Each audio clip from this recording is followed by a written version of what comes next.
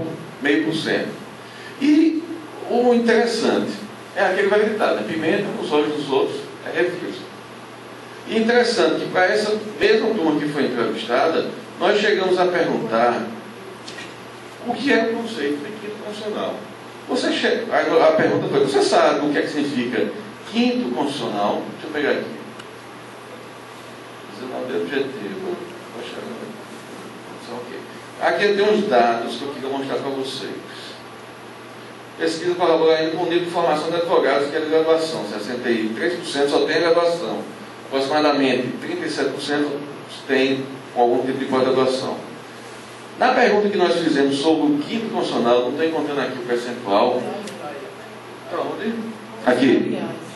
Nós perguntamos, aliás, a pesquisa ainda corrobora com o maior nível de formação dos advogados. 63,8% do universo da amostra e 21% não sabiam o significado do quinto constitucional. Ou seja, comprova minha tese que é preciso dar a educação continuada, que é preciso estar investindo em cursos, seja de extensão, cursos seja de pós-graduação, seja de mestrado, seja o que for. Hoje, a Escola Nacional da Advocacia em Pernambuco e praticamente todos os estados do país passaram a celebrar um convênio de educação continuada telepresencial. A Associação de Advogados de São Paulo vai produzir conteúdos, as OABs do interior e a OAB Central vão receber diariamente cursos de curta duração para seus advogados e para os estudantes de direito. Qual o valor disso? R$300 por cada antena. Veja que a OAB Nacional já começa com essa ideia. Essa antena vai ser instalada, por exemplo, no município de Limoeiro. E ele confirmou ontem isso. Todos os dias, Luciana, manhã, tarde e noite, vai lá ter antena, vai lá ter o data show, vai ter a sala de aula com cursos. Novo Código de Processo Civil, Direito Penal. Para quê? Para que aquele advogado do interior ele não fique afastado desse novo conceito de educação jurídica continuada. Ou seja, minha ideia começa a ter fundamento.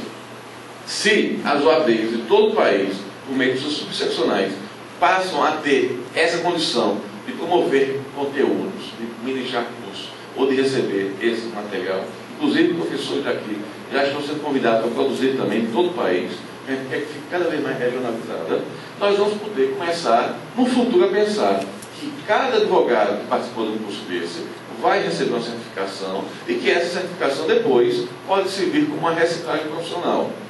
Aí, na realidade, aquela ideia que eu defendo, exame da OAB para todos, ela não é radical. Eu apenas quero chamar a atenção para o caso e quero oferecer uma segunda proposta. Qual é a segunda proposta? Reciclagem.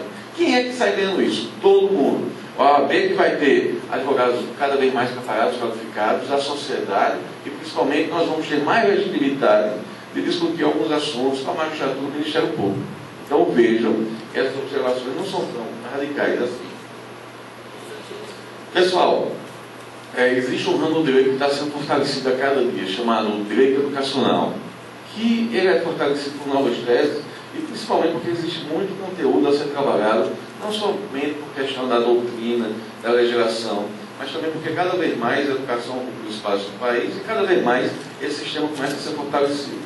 Existem dois sistemas na Lei de Diretrizes e Bases da Educação Nacional, Lei 94, 93 e 1996. Artigo 16, 17 e 18 define Sistema Federal de Educação, que estão ligadas às faculdades, universidades privadas e às universidades públicas.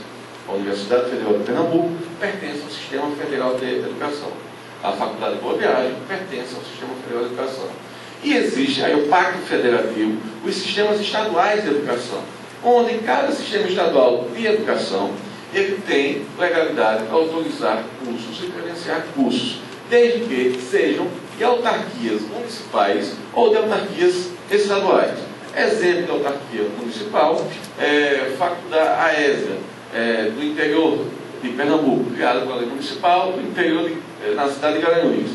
Exemplo de autarquia estadual, FUNESO, aqui em Olinda, que é uma fundação que promove também curso de educação superior. Passa pelo MEC? Não, é o sistema estadual que aprova. O que é que nós temos aqui para salientar? Há 8 anos atrás, João Maurício Adeodato, que não pôde estar aqui nesse momento hoje, por causa de uma questão, uma pessoa da família de questão de saúde, João participava da Comissão de Ensino Jurídico Nacional. E teve um caso do Roraima, de uma faculdade que tinha sido criada pelo sistema estadual e que não tinha passado, desobedecendo o Estatuto da OAB, pelo crivo opinativo da Ordem dos Advogados do Brasil. Para quem não sabe, a Ordem dos Advogados do Brasil deve opinar na criação de autorização de um curso de direito ou no reconhecimento desse. Hoje, praticamente, deixou de ser um critério opinativo e passou a ser vinculativo. Porque de cada 100, e que cada 100 pedidos que tem de faculdade que a OAB nega, aproximadamente 97% são mantidas pelo MEC. Existe um mito que eles, há 2, 3 anos atrás, não são autorizados no país curso de direito. Esse mito foi quebrado há 3 meses atrás, quando foram autorizados 3 cursos de direito. Um deles, dizem, me perdoe, que tem dentro dos seus quadros o ministro do STF, o Dr. Gilmar Ferreira Mendes. Então, aquela ideia do mito que se diz, 2 anos sem criar curso de direito, acabou há 3 meses atrás. Por quê? Eu não sei. Mas vamos em frente. Então, veja, o Sistema Estadual de Educação, ele tem que seguir o Estatuto da OAB, que é uma lei federal e que diz que a OAB tem que opinar. Eu prefiro dar exemplo de outros estados.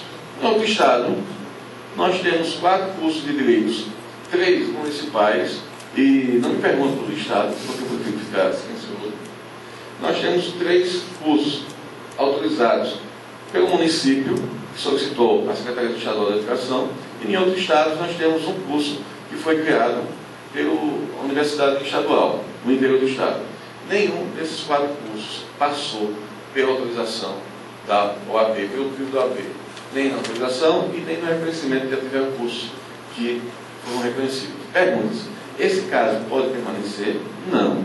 Então, esses sistemas estaduais, que já é posicionamento da Comissão Nacional de Ensino Jurídico e da própria OAB local que aconteceu, vão sofrer algumas interpretações da própria OAB. Porque senão nós vamos ter 2 pesos e 2 medidas. A lei ela tem que ser igual para todos. Então, essa questão do sistema estadual é algo que preocupa a OAB, é algo que preocupa diversos estudiosos, porque de repente estão sendo formados cursos sem seguir as diretrizes curriculares nacionais, sem atender às exigências do instrumento normativo, que hoje exige um núcleo docente estudante, hoje exige uma série de professores de tempo integral, tempo parcial, e principalmente exige toda uma preparação acadêmica para tal mistério. E nessa seara nós temos uma outra questão que envolve também o conceito de educação jurídica. Muitas vezes o professor, principalmente em faculdades privadas, que não estão preocupados com qualidade, são contratados e esse profissional, às vezes tem até mestrado, tem doutorado ou especialista, ele chega na sala de aula e acha que da noite para o dia vai ser alçada a condição de professor. Não é assim que funciona. Ensinar é uma arte. Ensinar não é para todo mundo, para poucos.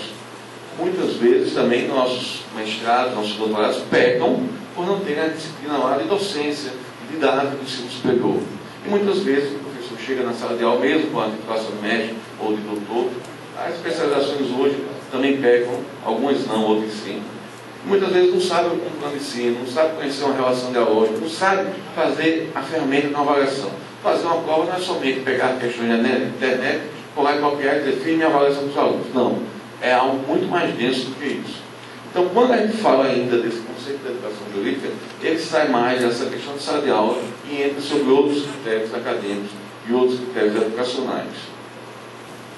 Sobre esse ponto, ainda para finalizar, dos sistemas estaduais, nós temos que ficar atentos. Atentos por quê? Professor Luciana, Patrícia e demais. Muitas vezes os municípios estão criando fundações municipais para quando o senhor prefeito sai de sua gestão, de seu mandato, ficar naquela fundação, naquela autarquia municipal, para continuar aquele poder naquela região. E isso é preocupante. É preocupante porque o que nós estamos mapeando é que o primeiro curso que eles querem autorizar nos municípios é o curso de Direito. Mais preocupante ainda, porque como é o sistema estadual, é feita uma negociação com a Secretaria de Educação do Estado e esses cursos passam a funcionar. É mais preocupante ainda, porque não passa pelo crivo da OAB. Então fica aqui esse registro. Cursos de especialização, mestrados profissionais em Direito e credenciamento da Escola Nacional de Advocacia e da ESA junto ao Ministério da Educação. Pessoal, na medicina, na saúde, é comum nós termos instituições não educacionais credenciadas pelo MEC e oferecendo cursos autorizados pelo MEC na parte